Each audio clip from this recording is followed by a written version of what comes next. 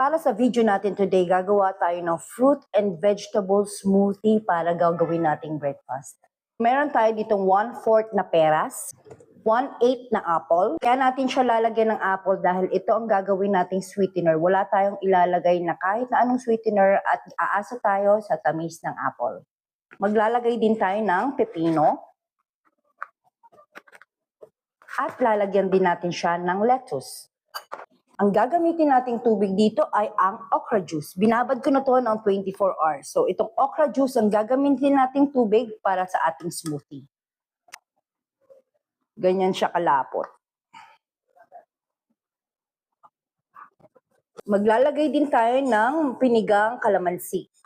Kaya hindi mawawala ang chia seed, fenugreek at flaxseed na grind na at let it blend. Ready na. So bago natin inumin to, check na muna natin ang baseline ng ating blood sugar.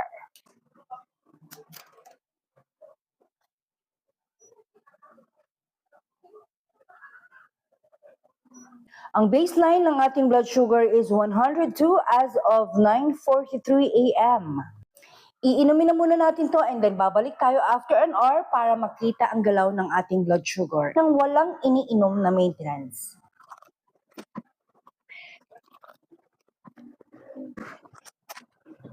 May 1 hour nang lumipas kaya i-check na natin kung ano ang naging takbo ng ating blood sugar.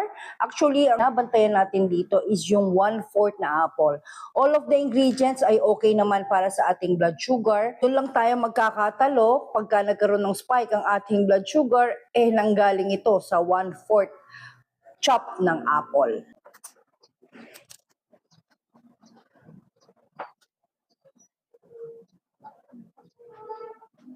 (103 as of 10:51 a.m. Maganda ang naging result ng ating blood sugar sa ininom nating smoothie.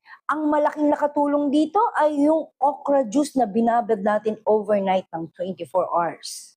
Ang lahat ng result na to ay wala pa tayong iniinom na maintenance. But still, kahit naging maganda ang ating resulta for today, need pa rin nating sumunod sa binigay ng prescription ng doktor na kailangan natin inumin ang maintenance natin. So that will be all for my today's journey and see you all tomorrow for my tomorrow's journey. Bye!